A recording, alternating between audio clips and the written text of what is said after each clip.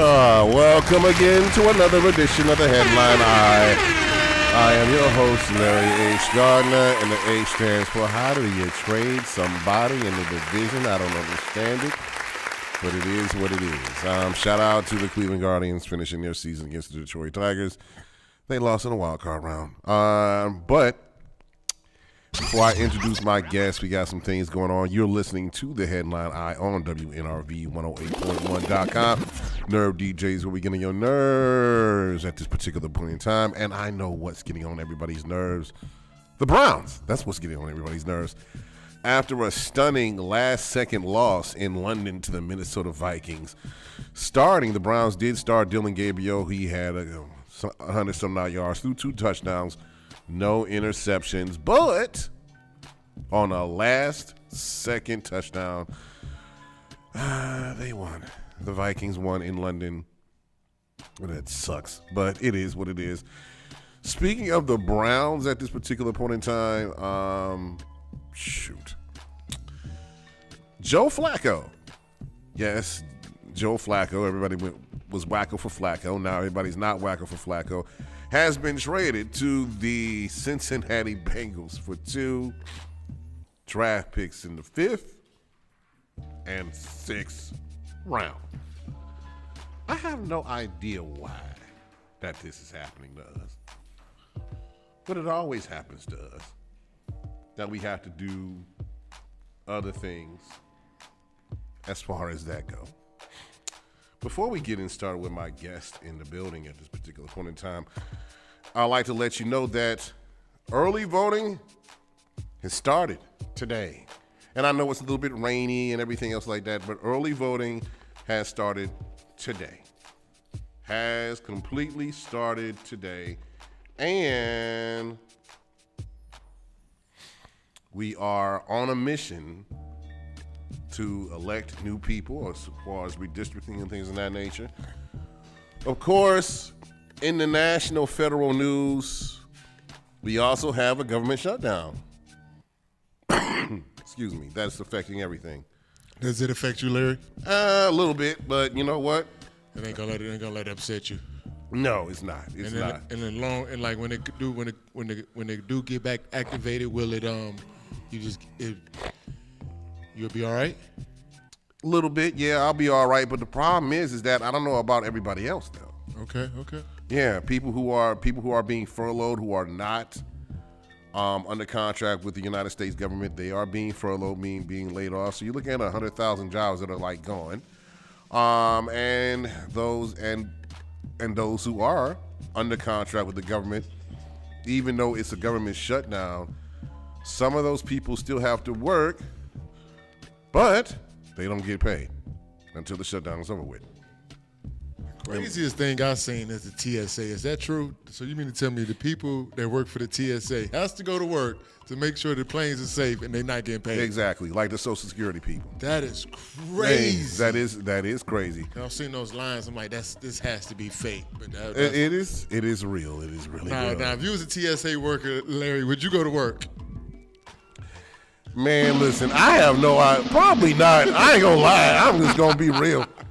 I can't do it. I'm like, you know what? Fire me or something like that. That is crazy. All right, so police are investigating a fire in South Carolina for South Carolina Circuit Court Judge Diane Goodstein had recently reported received death threats and stuff related to work. Seems like some of the MAGA supporters decided to burn down her house. She wasn't there. She was fine, but here's the reason why. Now, she's a federal circuit court judge who ruled against President Trump as far as a lawsuit that he tried to appeal, and she ruled against him. And excuse me, the MAGA people decided to burn down her house. Now, they're still investigating it, but we know that MAGA has caused some problems with people that went up against their God or their president or whatever that you want to call him. I call him the orange thing that's in office right now. Sound like hate? It sounds like real talk. The hate is burning down somebody's house. Or what about the hate on January 6th, the Capitol, the riots? Yeah, that's hate. That's hate. That's super hate. That's super hate. I ain't gonna sit up here and lie and say it's not, but it's just it pisses me off that you can't even say anything bad about him without him acting like a 5-year-old throwing a temper tantrum. And the problem is, it's not just him; it's his people that do this stuff. Very much, they do this, and then it was like, oh, like Charlie Kirk's murder. It was by a former MAGA supporter. School shootings, MAGA supporter. People getting shot by the Democratic state representatives, MAGA supporter. So all the violent stuff that happens are MAGA supporters. Now, in local news, besides the Browns, we are just heating up in the East Cleveland redistricting. Not redistricting, but the mayor? Yeah, the mayor. East Cleveland mayor's race. Is heating up? Yeah, the receivership as far as that. As you know, I went to the meeting about the receivership. You see Brother Shabazz? No, but I saw Sandra Morgan, his opponent. Ooh, you get one. Excuse me. And the thing about it is like his opponent, Sandra Morgan, who was mayor, now she's not mayor. She's running back to get into the seat. Sandra Morgan had Mayor Annette Blackwell there talking about the receivership, how it would be good for East Cleveland. A lot of people saying that it's not going to be. Some people saying it is. Here's my thing about the mismanagement.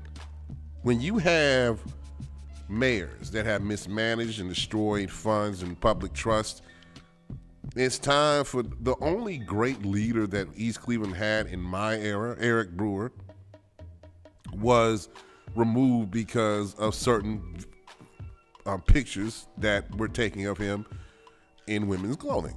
Now, listen, he should never been removed in the first place for that. That was his private stuff. It's crazy. You could be the best mayor, but you just like to dress. You just like to dress in women's clothes. What's wrong with that? Listen, You know? like the thing about it is, I don't care. Listen, I don't care funny, but what. it's not. Right, I don't care what underwear you put on at night, as long as the deficit is equal. even. As long as we in the black, I'm cool with that. You wear panties, any pantyhose, whatever you want to wear, man. Right. Just make sure it's right. Listen, as long as there's no corrupt cops on my street, I'm fine with that. Like, I don't care what you do. And the thing about it is like, listen, and everybody else, you know, we got a mayor, the former mayor, Brandon King, who got indicted and convicted on bribery charges and mismanagement of funds. So it is what it is. If you heard speaking of everything else, if you heard public comment about the city of Cleveland, you know, throwing shots at Mayor Bibb, but the thing about it is like he has done what he has done as far as doing a stand-up job. A lot of people have things to say. That's why elections are important. Speaking of elections, at this particular point in time, we have a candidate running Ward 5 in the building at this particular point in time. So let me go ahead and get to her before I say something that will get me canceled. All right. So, T-Rex, please put on the music for our guest today. Thank you very much. The reason that I'm playing this song right about now, it's called Vogue by Madonna, is because she wants to vogue and be your new councilman of the new Ward 5. Please welcome my esteemed guest, as I'm going to let this music play at this particular time and let the beat drop for none other than Miss Rebecca Moore. We can pull the mic up to you. You know, Thank you. How are you doing? Woo! I'm very happy to be here. Rather be here than in the city council meeting? Just asking. Look, on Monday nights, there's nothing I love more than my public comment that I fought so hard to get at City Council. And I love that half an hour every week where we listen to residents, but the other nights of the week are good too. Yeah, exactly. She's just lucky nobody's coming down there yelling at her. Right. No, that's happened. Maybe once. And you know, I'm like the closest to the mic, so there's no escaping for me. I am like 18 inches from the people giving public comment. Wow. So you must be good people if nobody's barking at you. Exactly. Trying. So, first of all, you are part of the redistricting. So, the lines have been drawn in city council. Instead of 17 17 wards. It's now down to 15. Yep. First, how do you feel about that? Ooh, well, look, you know what? This is the charter that we have as a city, and I respect the charter. So we did have to go down. It was tough that it was just like such a close cutoff. We needed 375,000 people, and in the census, we had something like 4,000. It was very, very close. You know, and you heard me. I stood on the floor of council. I had my critique. I think the thing I was frustrated with was that the politicians are the ones who draw the lines here in Cleveland. And so it was really a political process. It was very much a question of who was on the ins, who was on the outs, who gets a ward drawn for them, who doesn't. And in the end, my ward was cut up into 6 different pieces. And so, you know, I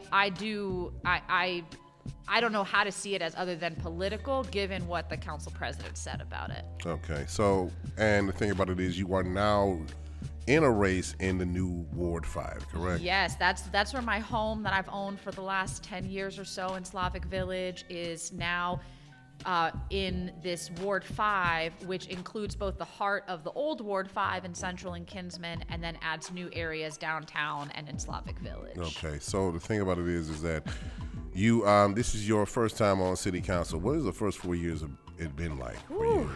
It's, you know what, I think it takes a little while just to get your sea legs, but I love it because I get to wake up every day and go to City Hall and fight for the city that I love, and I get to fight for the residents that I love. And ooh, I like that. I get a little sound effect. Yes, you do. And you know, the hardest part about it is that when you care for something, you care for somebody, you care for what you know the ward deserves, and you can't give it everything you know it deserves because we don't have the money, or we don't have the resources, or we have years and years of structural deficits to try to make up for here in Cleveland. When you can't give your ward everything you want to give it, that's the tough part. Those are the tough days, but the ability to serve, I'm really honored by that. Right. What did you do before you became on city council? Yeah, I was a lawyer. I graduated law school going on 10 years ago, and came back to town. I worked for a judge for a year. I worked at legal aid for a little bit. That was very formative for me, was representing my tenants my clients when they were facing eviction, when they were having household debt issues. And then I briefly opened up my own law practice, and then during COVID, I worked on some student loan law issues, which is a passion area of mine as well. So I kind of bounced around the legal profession for a little bit before running. Okay. And the thing about it is, what happened? So what made you want to run for city council in the first place? Ooh, well, let me tell you, when I landed back in Cleveland after going to law school, and if I can back up for a minute, I'll tell you why I went to law school. I had, rewind. Go ahead. We had, when I was 19, I was in college in Chicago, and I'd rented my first apartment, and I had this horrible landlord who wasn't fixing anything around my house, around my apartment. And, you know, it's one thing when it's a leaky faucet, but eventually the heat wasn't working, and the Chicago winter was coming in, and call after call to my landlord were going unanswered. And finally, someone taught me about a tenants' rights hotline, and I called them, and on the phone, this man walked me through writing what turned out to be my very first demand letter. And he said, and it said, if you don't fix my heat, I'm not paying my rent. And I delivered that to my landlord just like he told me. And I'll never forget, a couple days later, waking up in my bed, wrapped up in the covers, warm and toasty for the first time in weeks. It had worked. The heat was on. That's what's up. Yeah, and it right then, I was like, that is a superpower. It was a superpower. I didn't know the magic words that could change my life. Someone taught them to me, and now my life is better. And I knew then and there, everyone deserves to have those magic words. They deserve to have an advocate when they need it. And so that sent me to law school.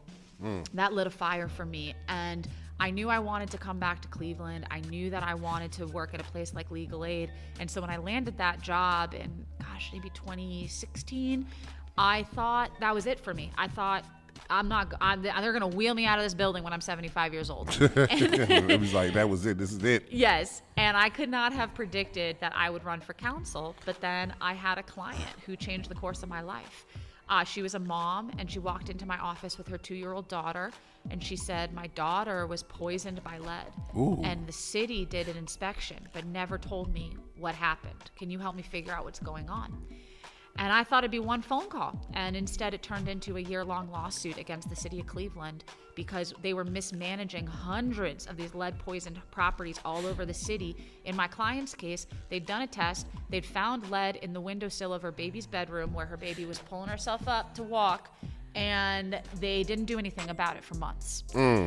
And knowing that it wasn't just my client, it was hundreds of people all over the city, including on my block in Slavic Village. It was one of these homes, and I knew the mom that lived there, and she had these 2 twin 1-year-old boys, and that lit the next fire for me.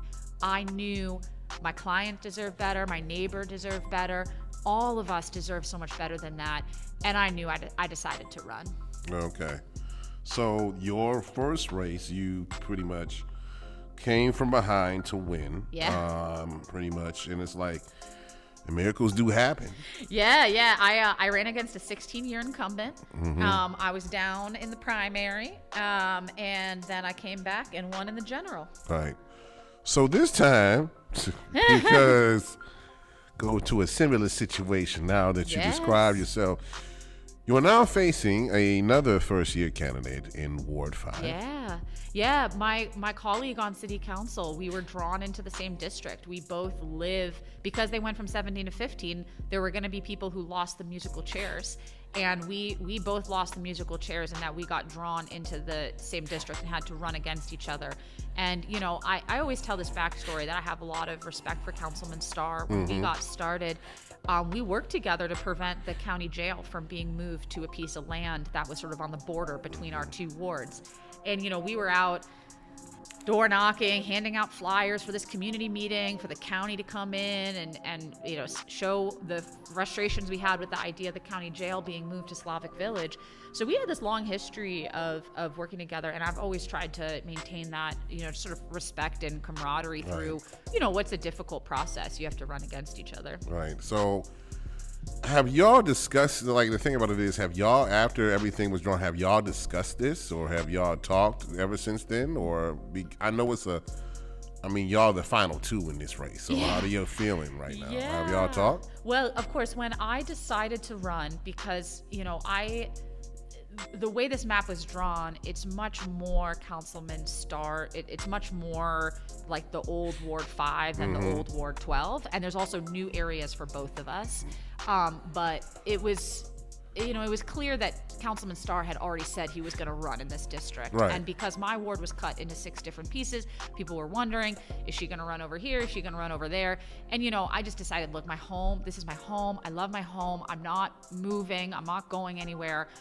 I'm just going to run where my home is. And once I made that decision, I, of course, asked the councilman to dinner just so that we could have a conversation and, you know, I could tell him face to face, because I knew it, you know, we're going to be entering the same race. And, you know, it was collegial. Right. Who paid for dinner? I think we split the check. Okay. It's like this ward, huh? I was saying. Both playing mind games. Both playing good games. Right. But wow. But the good thing story. But the thing about it is like, you get, like, sometimes in races like this, there be potential of bad blood. How do you avoid that and just do the issues, period? Oh, you know, for me, I always try to remember, like, I intend to live a long life in this town, and I do this work because I'm passionate about the city. I'm passionate about my neighbors and what I believe we deserve. And city council is one way to do that. It's a calling that I have felt for the last 4 years. It's a calling that I felt to run again. But this doesn't mean this is the only way I'll ever serve the city. And ultimately, it's up to the voters to decide which of us gets in. I don't think either of us should be in the position of, you know, talking too big a talk, because it's ultimately the voter's seat more than either of our seats. So I just try to be, you know, polite and respectful everywhere I go. All right. So looking at the primary numbers, just saying that you were second behind Mr. Starr, how do you make up that ground in order to take the seat in November 4th? Well, Well, I was definitely disappointed in the spread on election day. You know, there was definitely a wider spread than I'd hoped between first and second place. But I'll also say that there was a wide spread in terms of turnout. You know, we had areas of the ward. We have this section of the Midtown area, and the turnout in Midtown was 2.3%. That is like it's like that's a lot. That's not a lot. It's like 20 people voting in the entire precinct. Right. I mean, it's unbelievably low. And so I do think there are a lot of votes out there, and between the primary and the general, we know more people will tap in. So, you know, what we want to do is win more of those votes at the end of the day of who taps in. How do you, like, you had to make up some ground before when you first became city council person in Ward 12. Yeah. So this is nothing new to you, correct? No. And look, you know, I fully believe that local government is about trust building. Clevelanders very rightfully, a lot of them have lost trust with their local government. Why would you trust a government that can't plow your streets? Why would you trust a government that's not delivering the high quality schools your kids deserve? And you've lost that trust, and now for us on city council, we got to come back from this deficit. And you got to move at the speed of trust, and that means slowly. It's having the conversation. It's showing up again. There are a lot of parts of Ward 5 where I'm on my third canvas pass personally. Personally, I just canvassed tonight before the rain came in, and I was doing a section off of Kinsman that is my third personal pass. That's not other people from my campaign. That's me walking this area.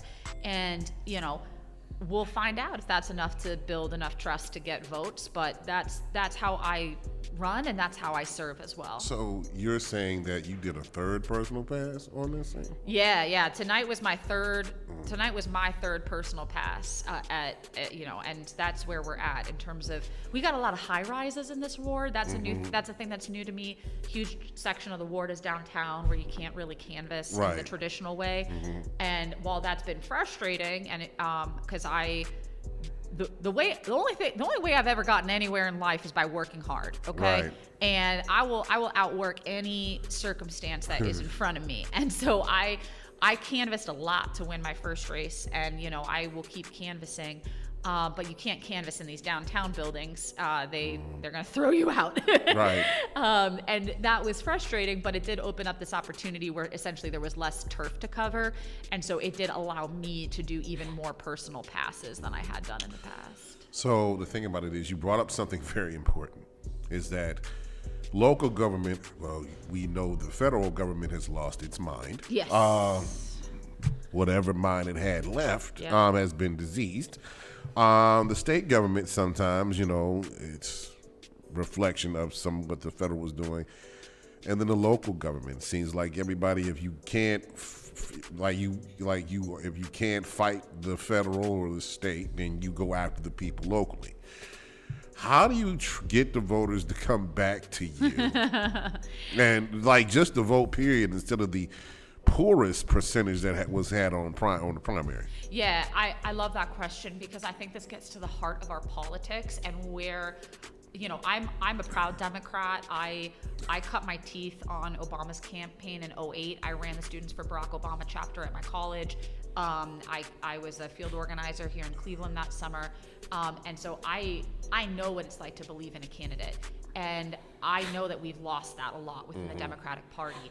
And where I think Democrats, the ones who are paying attention and are noticing that and are trying to change things, what they are focused on and what I'm focused on is delivering real, tangible things you can hold in your hand or that you can see with your eyes that improve people's lives. Okay. And that's what we have to do in Cleveland. We can't do any more of these laws that change things on paper. We gotta deliver on things that people can see and feel. This is very, very small, but when I was campaigning in 2021, at that time, the city had essentially run out of new garbage bins. And so people were on the garbage bin wait list for months at a time. And I would canvass these houses, and I'd talk to people, and they'd say, I'll vote for you if you can get me a new garbage bin. And I'd have to say, well, I can't get you a new garbage bin right now, but if I'm elected, I will help get your garbage bin. And I always remember there's this woman, she took me around to her garage. She was like, you have to see why I need a new garbage bin. And she wheels this thing out of her garage that's literally like held together with duct tape and bubble gum. Wow. I mean, it was falling apart. And when I got in there, what I learned was that the city hadn't spent any money to get new garbage bins. We were out. There was no team that was dedicated to delivering bins. It was taking months for you to get a new garbage bin. And my first year in office, I brought attention to that issue in this report that I put out called the Constituent Services Report. We got the attention on it. And now, 4 years later, the average wait time for a new garbage bin is down from over 100 days to less than 10 days. Okay. And That's what's up. Yeah. And that's like, it seems so funny to say. You're like, is garbage bins what's going to save us? But I know I have materially improved someone's life with that change. And now it's on to the next thing. Now it's getting the street lights turned on. Now it's making sure that our parks are crown jewels. That you should be so proud to send your kid to a Cleveland Park or a Cleveland Rec Center. So we got to fight for each one of those changes, just like we did for garbage bins. All right. So, what would you do if you got elected to Ward 5? What was the first thing you would do? Ooh. Well, I think the first thing I do is do a listening tour. Okay, that's kind of what you're on with the campaign. But there'd be it would be like a tectonic shift if for so much of the ward, and I want to make sure that I'm sort of representing and adequately championing the needs of the ward. But look, you hear certain things over and over again. You don't need to get a PhD to say, like, we need a grocery store. We need grocery store access in Ward 5. We need to think about safe, affordable housing and new builds in Ward 5 that that work for everybody. And then when we think about downtown, we've got a huge section of this ward is this more denser, these denser downtown apartment buildings, and what are the downtown amenities that people feel like they're missing to make downtown a neighborhood and not just a business center. Right. So, we've got to make sure to balance all of that. And it's very clear to me that if I'm elected, I will have whichever one of us wins this seat, we will have quite a challenge on our hands, because this ward is going to cover a lot of ground with a lot of different needs. And to serve it successfully, you're going to have to be able to balance a lot. I think that Ward 12 prepared me very well for that, because we have a real range of neighborhoods in Ward 12 as well. But I'm ready to get to work. Right. Miss Lexus, you have something to ask under the esteemed councilwoman. Yes, Miss Rebecca, how you doing today? How you doing? Good. How you doing? I'm good. How are you? I'm doing good. I'm adjusting the mic as I'm not supposed to be, but you know how that goes. Women, Yes. we're always doing what we're not supposed to be doing. There you go. Okay. All right. So I know that not the the sound effect, but no. So I know that you are very, very diligent to your work. Yes. So I wanted to ask like some fun questions just to kind of loosen things up. So if you had to give Ward 12 a theme song, what would it be? Oh my God. Oh my God. Okay. So the thing, you just got to go with what comes to your mind. And Yes. Dolly Parton's 9 to 5. Wow, 9 to 5, yeah. Yeah, because and that's like a Cleveland theme song too, right? Because we are like a gritty city. We are just trying to make it here, and we are trying to get through our 9 to 5s and make a life and live like a good quality life for ourselves and our families. And that's what 9 to 5 is all about. Okay, I like that choice for that. And then I would like to ask you another fun question, okay? Yeah. So if you could have lunch with any historical figure, local or national, who would it be? Oh my God. I love that question. You know what? Okay, again, first thing that came to mind, Mayor of Cleveland, Tom Johnson. Okay. Okay. Deep cut, early 1900s. Okay. The man is he is a rail car baron. Okay. He owns all these old the streetcars. He owns all the streetcars, and he kind of gets into a beef with another streetcar owner who's really connected politically. And then this beef results in this guy saying you know what? I'm gonna become mayor. And he gets in there, and he just has a heart for the people. He's like, it's time when you've got like tuberculosis and all these sort of like indoor, all like the tenement homes are really overcrowded. So he built all of the bathhouses that are now the Cleveland rec centers. Like even here in where near where we are here on St. Clair, Kavasik is an old bathhouse that was built in the Tom Johnson era, and he ran on a 2-cent train car fare. That you could ride the train car anywhere in the city you needed to go for 2 cents. He builds all these bathhouses. He does all these great like public works, and he's just like a local hero. I would love to talk with Tom Johnson for a little bit. Oh, what? Tom Johnson sounds very powerful and Yeah. very influential. Yeah. Very. Okay. And one more question. Yeah. Okay. So I know that the position you're in can be a bit serious and tenacious. Yes. Is there any guilty pleasures of yours in your position that keeps you with us, that keeps you here? What you like to do for fun, lady? Well, you know what? Okay, on the personal side, I've gotten really into drawing classes during my time on city council. Like, Okay. I was one of these kids who was like, I can't even draw stick figures, but I always wanted to be able to draw. And then, like, I don't know, it was just the intensity of the job. I was like, I need something to do. And I found a class that was like drawing for novices or something. And Okay. I took it and I was like, oh my God, drawing is a skill. You can just practice it. Even if you're not amazing at it, you can just practice it. Yeah. And then I fell in love with it. So I have taken a lot of art class. I've tried to take like drawing classes, and there's a bunch of groups around town that do like drop-in classes in the evenings. So I try to go. I haven't been able to this year because of the campaign, but that's my personal like pleasure I've gotten to do outside of work. So you're drawing, does it keep the stress down, like the drawing? Yes, I find it like really clears my mind. It's like very meditative. And then like there's always this moment, and this kind of applies to a lot in life, where you're like, this isn't gonna work, folks. I can't do it. It's not gonna happen. And then you keep going, and then you're like, oh my God, I did it. Oh my God, I love it. Oh my God.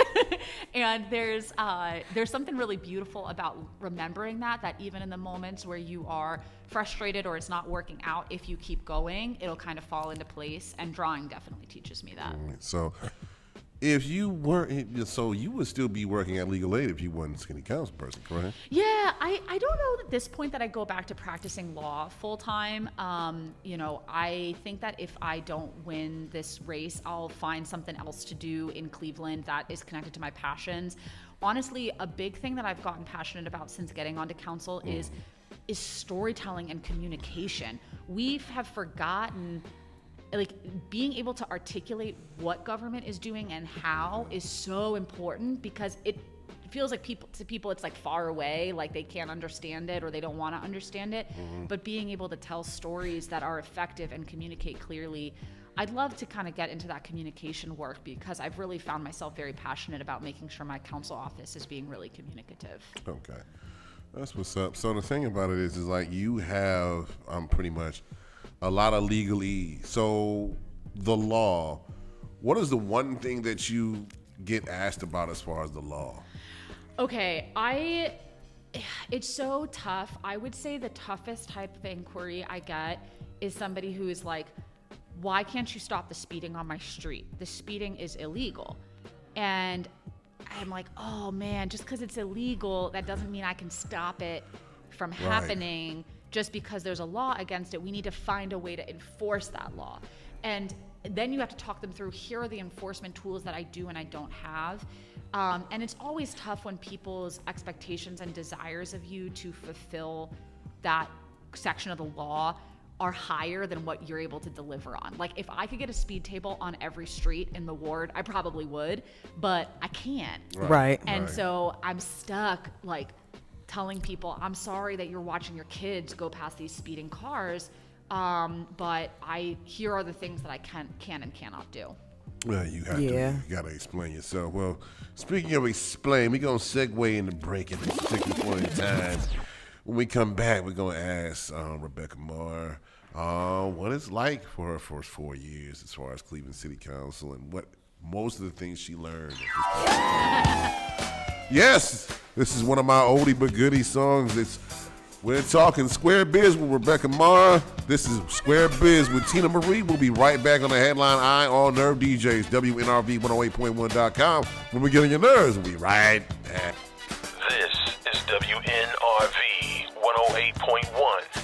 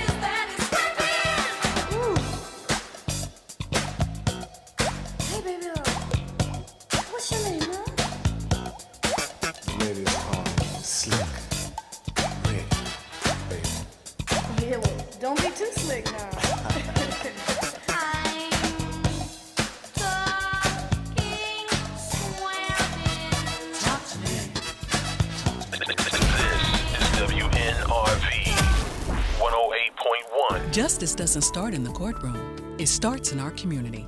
That's why Brett Horton is running for Cleveland Municipal Court Judge.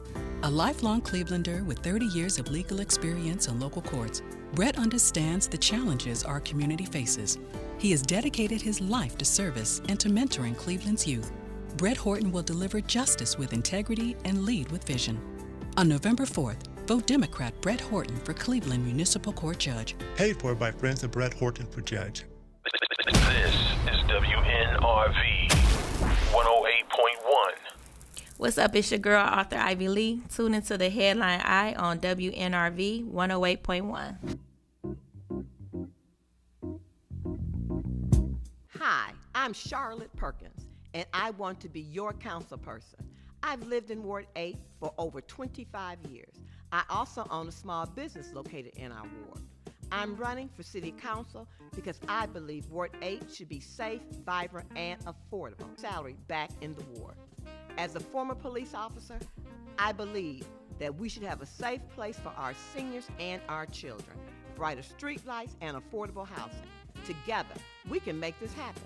And with your help, we can make Ward 8 a thriving, better place for all of us.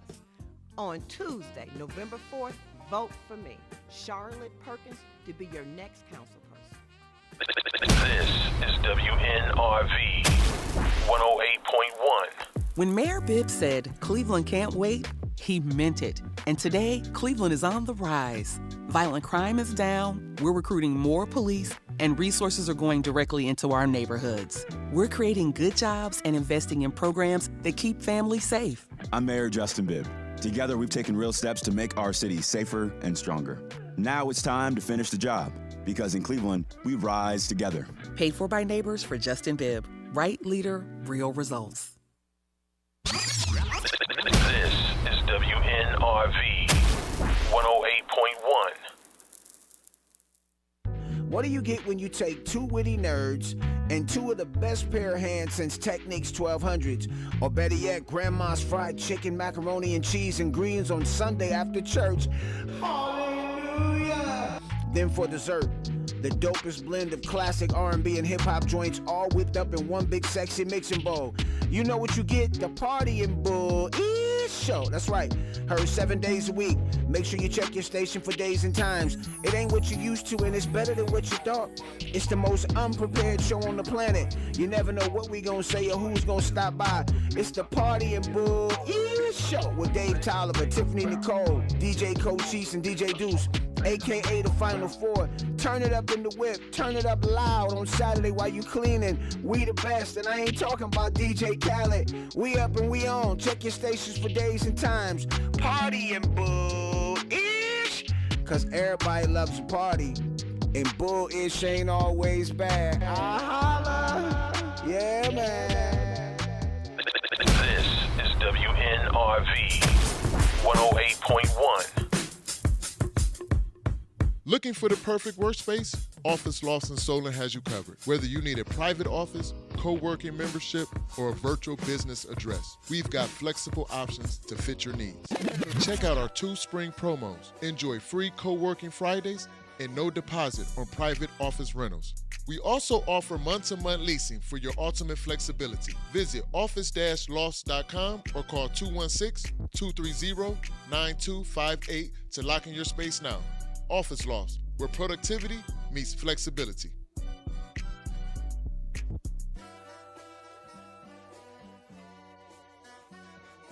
See you soon. This is WNRV 108.1.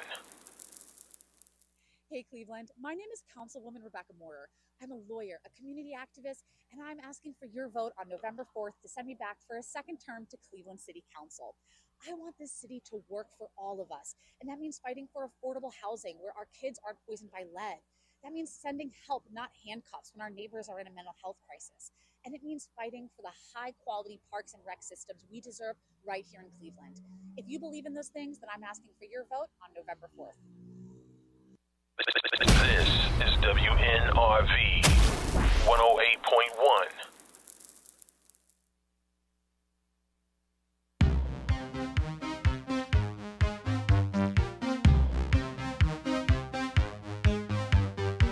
Sweet dreams are made of these. Who am I to disagree? I travel the world and the 7 seas. Everybody's looking for something. Some of them want to use you. Some of them want to get used by you. Some of them want to abuse you. Some of them want to be abused.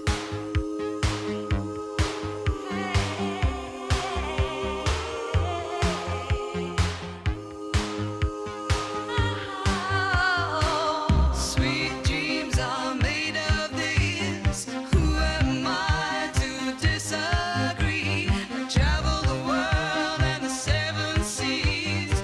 Everybody's looking for something.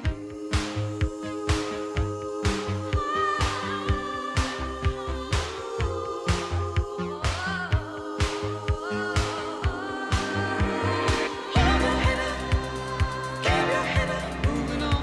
Hold your head up, moving on. Keep your head up, moving on. Hold your head up, moving on. Keep your head up, moving on. Hold your head up, moving on. Keep your head up.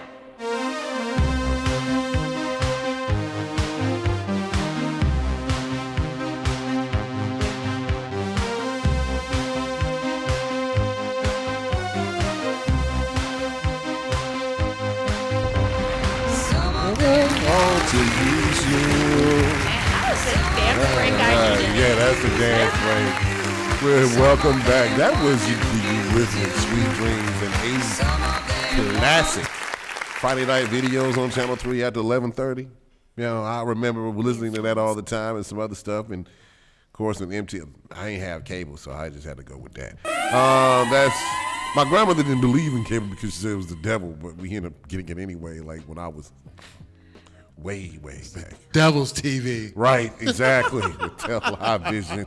I don't believe it. Like, it's crazy. But It's crazy that we pay to watch TV. That is wild.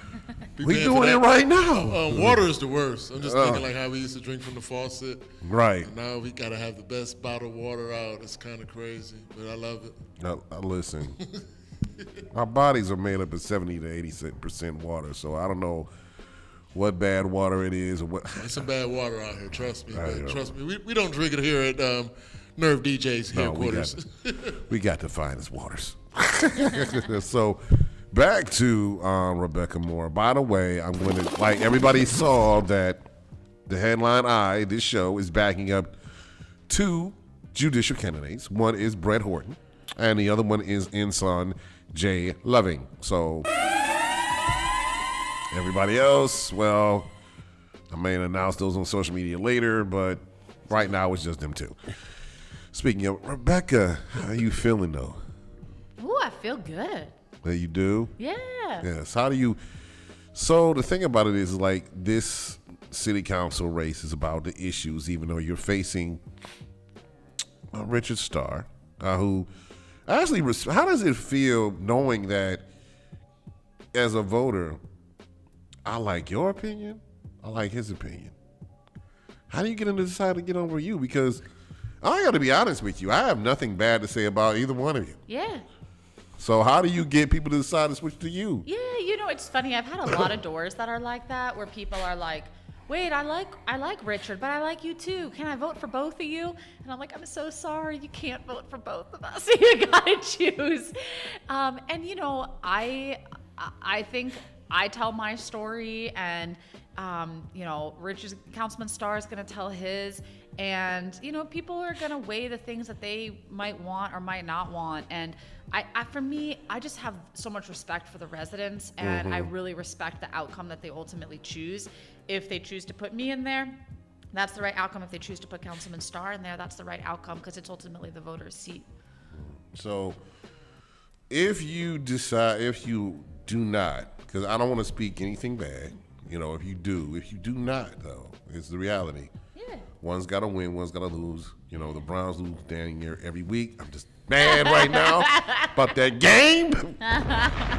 You went all the way overseas to blow it. Yeah, this one hurt. That really did. This game hurt. I woke up at 7:30 preparing burgers and fries to watch the game, and I think that's why everybody was mad, because we had to wake up early. Early. Yeah. But the weather was so nice after the game, it really didn't matter. Right. Yeah.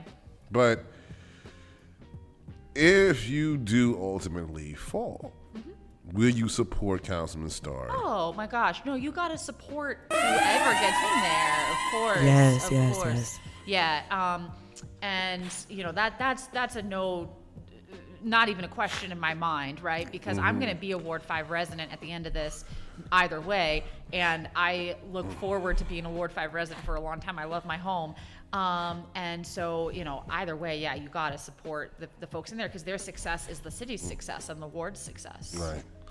What's the most interesting thing you campaigned last year, you campaigned this year? How do you compare, not last year, but you know. Yeah, last cycle, like the last 4 years. What have you learned from the last, because things have changed. What did you learn from this campaign that you didn't know about the last one? Ooh. Interesting. Yeah. Well, you know, I'll start with something that is the similar and is one of my go-to classics on doors, okay? Which is, I was raised in a gardening household. My mom is like a big plant person, and so she taught me, you know, here's what this kind of plant is, here's what that kind of plant is. And you can, if someone's kind of iffy on doors, but you notice, oh, they've got a beautiful hosta in the garden, or their daylilies are really in bloom, you just kind of say that on the door. They're saying, oh, I don't want to talk right now. And you say, no worries. I love your daylilies. They look really great. And you'd be amazed. Then people just like open up and they're ready to talk. So that's been really consistent. I think something that's different, or something that's been more challenging to navigate, is this idea of like downtown. There's kind of this sense of like, does downtown already quote unquote get everything, or like it's already got everything? And so people really want to tell this tale of like, you know, the ward as really divided. And I think where I've found challenge is challenging us to see this as a city united, and making sure that narrative, that it's not pitting one side of the ward against the other, but rather finding a sense of collective struggle for a better city for all of us. That I think is a little heightened in this race compared to my last one, where it was, you know, different neighborhoods that had different needs, but kind of had a shared identity as, you know, neighborhoods that wanted more. Right. So, in the terms of this, you said the flowers. You like just get them to open up about their favorite thing. Yeah. Well, you know, there's the thing. People take so much pride. You know, this is what kills me. Is like, when you walk these streets, you will see house after house after house. It's surrounded by abandoned buildings. It's surrounded by city lots that are only being mowed once every 7 weeks. It's surrounded by litter, and people will meticulously maintain their property. They have people. You cannot take away our pride in our city and our space. And people have held out despite how tough this city has been on them.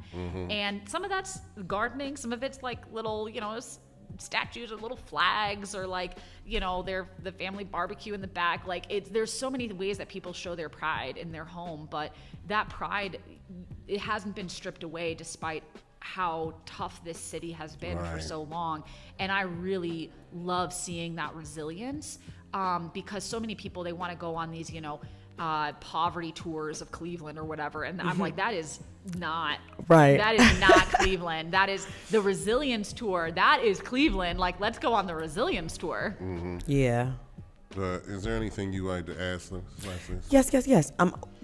From your perspective, how can you say that residents, especially young ones, can be more involved in engaging and shaping the policy where they live? I love that. Well, you know, I think the first and most important thing is just showing up, is participating. And, you know, whenever I've had either youth groups or school groups that are, you know, they say like they want to get engaged, like I'm there, because we need to foster that, and we need to make sure that people know their voice can make a difference. For so long, you know, I think it's a really rational decision to disengage from local politics, because what has it ever given you? What has it ever given you? And so we need to show that it can deliver.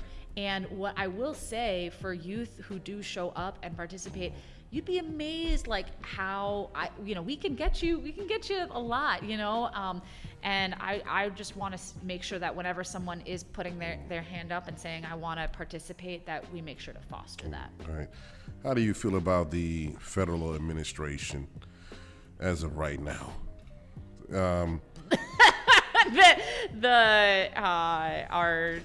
Someone on a door today, what did he call him?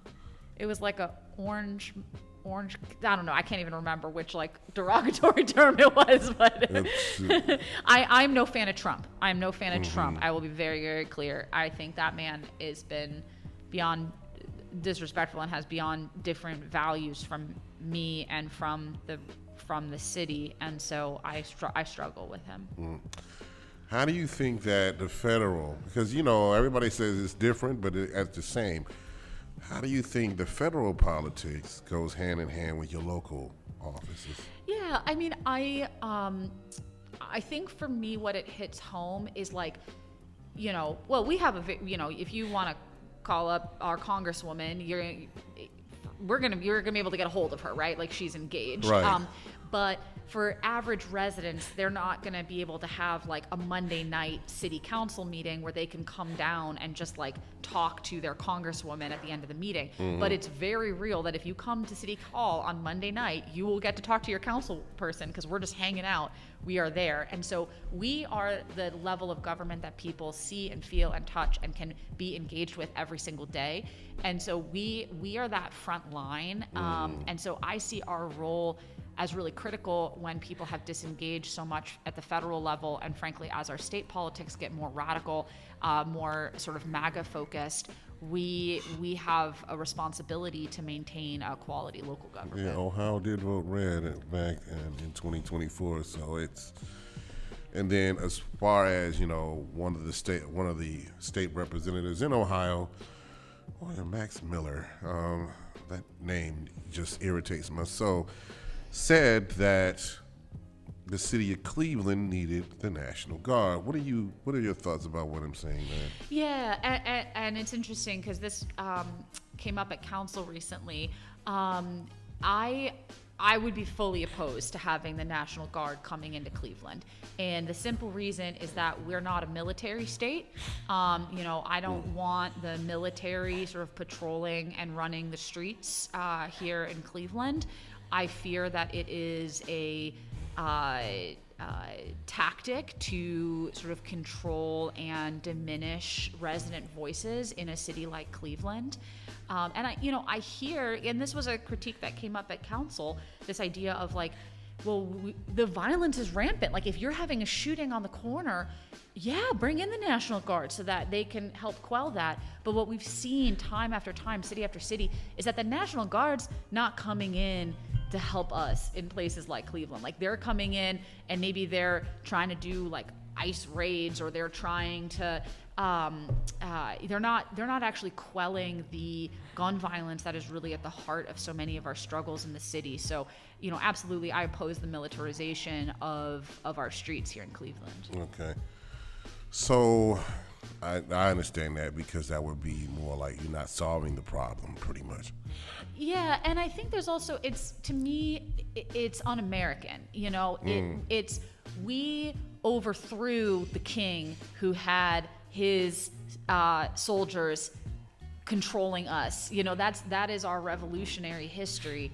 And to go back to not a police force, not a public safety force, but the true military, the military having to be on our streets.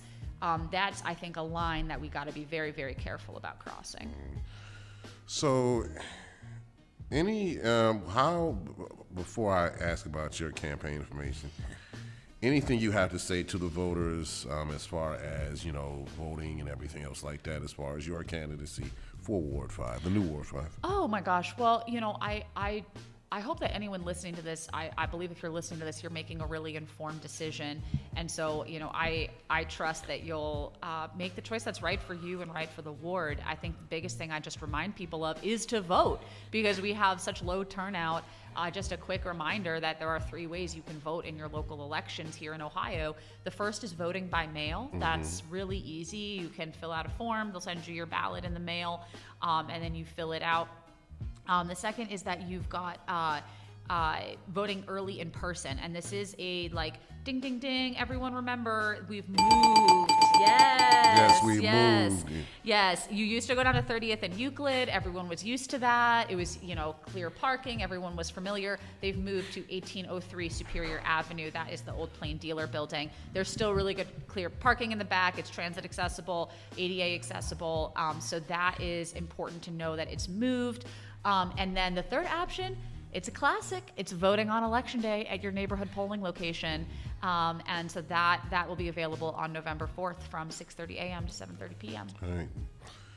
And how can people volunteer for your campaign? Get the sign, the yard signs out, wearing the nice T-shirts. How can people do that for you? Yes. Okay, so go to RebeccaForCleveland.com. That's all spelled out, RebeccaForCleveland.com. And there is a form at the bottom where you can say, I want a yard sign, I want to volunteer, and we will get you hooked up. Okay. Anything you had to say, Ms. Leslie, before we Yes, get I out of think here? this would be a fabulous closer, okay? Yes, I'm ready. So what is your long-term vision for the Ward 12 and for the next 10 years? I mean, Ward 5. Ward Oh, 5. I'm sorry, Ward 5. Okay. For the next 10 years. Yeah, okay. So, I mean, everybody, let's close our eyes and let's envision the thriving, successful Cleveland that we want. And let's think about what that looks like, right? It looks like safe streets where you're not at risk of being hit when you're out walking with your kid.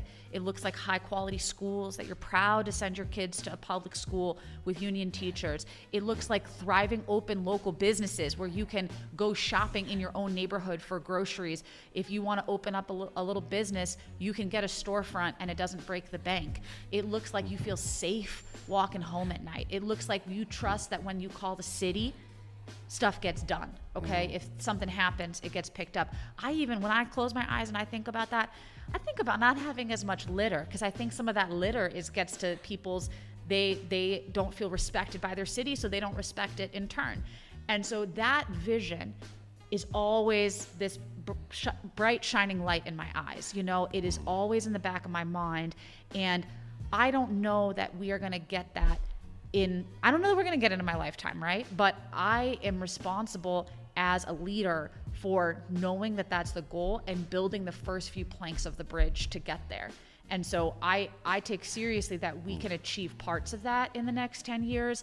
I think we could achieve a lot of it if we have some real, we dig in and we change some big stuff in the city. Marginal increments are not going to get us there. We have to make really big change. But absolutely, you have to have your eyes on the prize when it comes to that vision. All right. Well, I would like to thank Councilwoman Maurer. I know it's a difficult race. Good luck to you, Godspeed, and everything else like that. In closing, before we leave here and depart, I just want to say to everybody that early voting has started. Place has moved. Early voting has moved to 1803 Superior. The old Plain Dealer building is a big place. Make plans to do that. Make plans also to look at your candidates, look at what they represent, look at what they stand for, and look, period, to see what's going on. You have to be involved to stay in the game, period. You can't be on, look, you can't say that I'm not going to do this or not going to do that and then complain every chance you get about something that happened. So get involved, stay involved, period. Love it. And the thing about it is that, again, especially in the federal, we got midterms coming up, but get out here and put your face in a place and go vote, especially in this election. We're deciding new ward leaders, we're deciding mayors, we're deciding everything, especially in Cleveland, judges, pretty much. Your judges are not appointed, they're voted for, all right? So just go out and go vote. Love it. Love it. So, again, I'm going to say this as far as to anybody that's listening to the person in charge, the so-called wannabe king in charge. Let me just say this about him.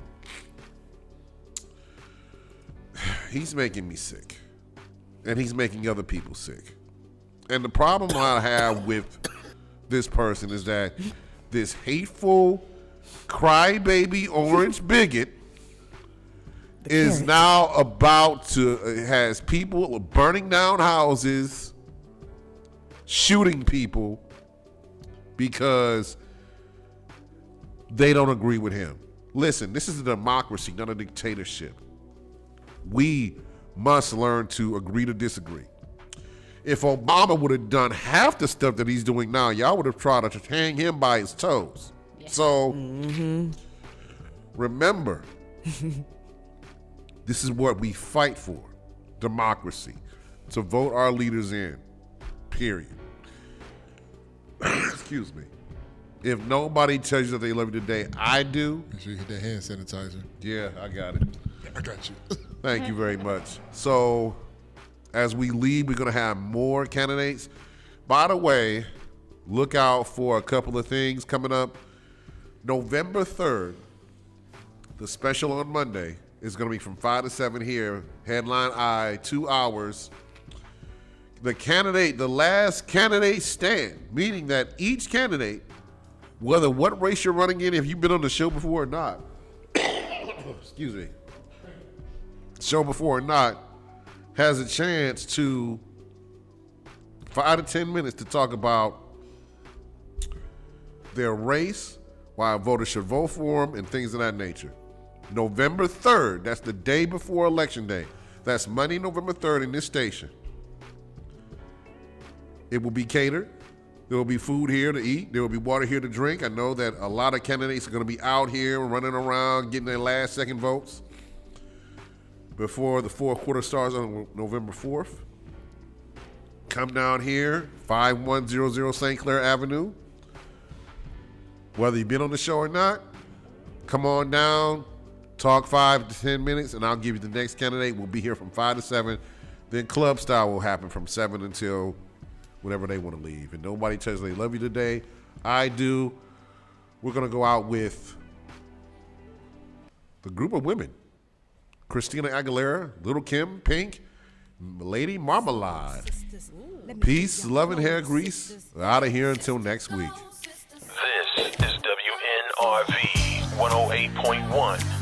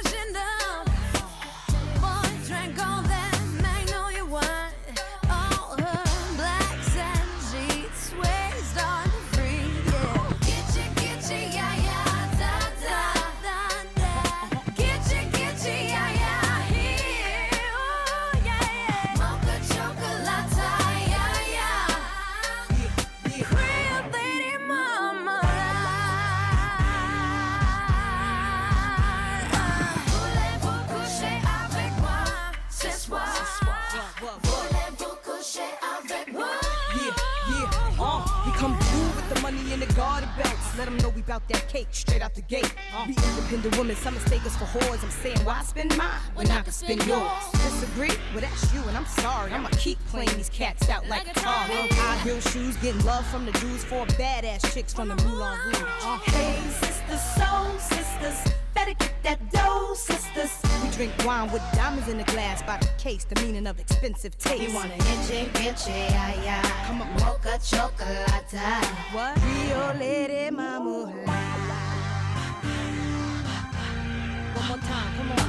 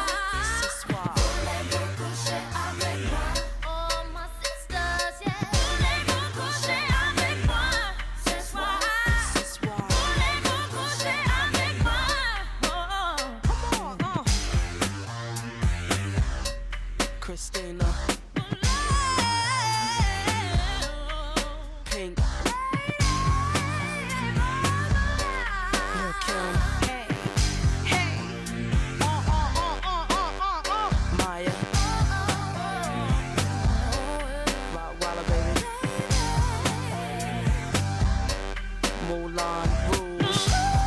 This is WNRV 108.1. What's up? It's your girl, Author Ivy Lee. Tune into the Headline Eye on WNRV 108.1.